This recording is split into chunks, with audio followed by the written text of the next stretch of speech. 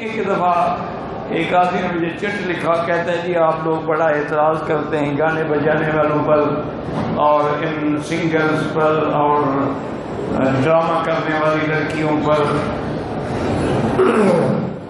اب دیکھیں میڈم نور جہاں جو ملکہ موسیقی تھی، وہ 27 رمضان کی شب اس کی موت ہوئی ہے۔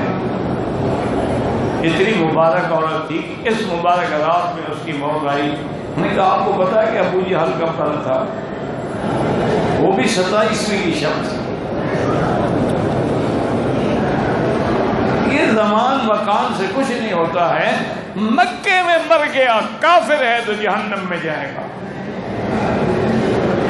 مدینے میں مر جائے حضور جنازہ پڑھائے جہنم میں جائے گا۔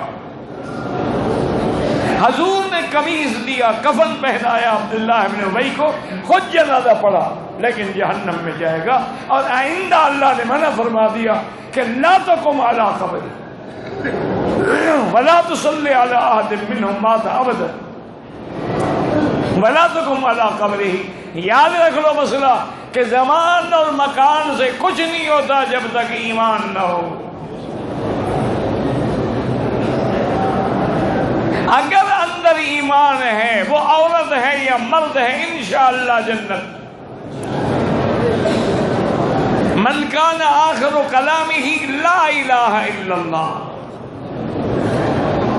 حضرت قاضی احسان شیخ آبادی رحمت اللہ علیہ فرمایا کرتے تھے، میں نے ان کے ساتھ کو 2-4 تقریروں میں اکٹھے ہوئے تھے تو فرماتے تھے کہ میں جب چھوٹا تھا نا، بچہ تھا 3-4 سال کا، تو جب بھی گھر آتا تو ماں کہتی احسان کلمہ پڑھو، میں پڑھتا۔ جب جانے لگتا کہتی کلمہ پڑھو۔ آخر 2 دن 4 دن 10 دن میں نے صبر کیا، میں بھی تنگ آ گیا، میں نے کہا ماں مجھے کافر سمجھتی ہو کیا؟ جب آتا ہوں کلمہ پڑھو، جب جاتا ہوں کلمہ پڑھو، جب آتا ہوں کلمہ پڑھو، کیا بات ہے؟ نے کہا بیٹا ناراض نہ ہوں، جس چیز کی عادت ہو نا، مرنے کے وقت وہی زبان پہ آ جاتی ہے۔ میں چاہتی ہوں تیری زبان پہ کلمہ ایسے چڑھ جائے تم نہ بھی چاہو تو موت کے وقت آ جائے لا الہ الا اللہ محمد رسول اللہ۔ کسی نے گالیوں کی عادت بنائی ہوئی ہے تو مرتے وقت گالیاں نکلیں گی، لیکن جنہوں نے عادت بنائی ہے کلمہ مبارک کی، اور ان کی زبان پہ ہر وقت کلمہ ہوتا ہے، زبان میں خاموش ہو جائے، دل میں بھی اسی پہ سوچ ہوتی ہے لا الہ الا اللہ محمد رسول اللہ۔ یہ نہیں ہے کہ نعوذ باللہ ہمیں بعض گانے والے اور گانے والیوں میں بھی اللہ والے ہوتے ہیں، بالکل ہم تو کوئی اعتراض نہیں کرتے، لیکن یہ دلیل نہ پکڑا کریں۔